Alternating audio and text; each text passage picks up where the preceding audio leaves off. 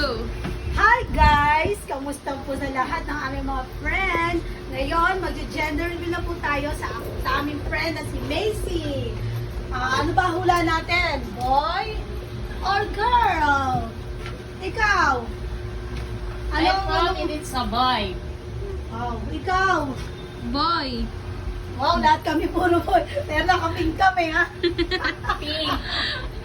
Yan. I wear Pag-start na pink. tayo. Yung mga wala pa, hintayin pa namin kayo. Hindi.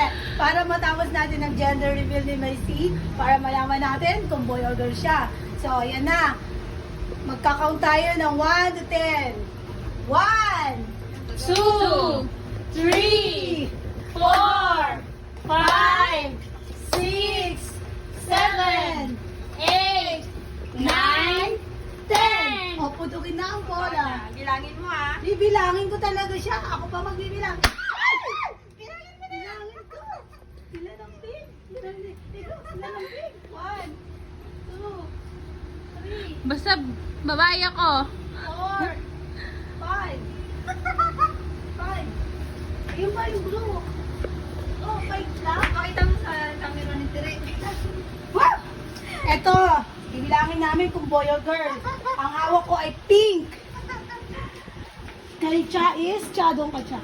Ang hawak ko naman ay blue. So, unahin natin ang blue para tignan natin kung boy ba siya.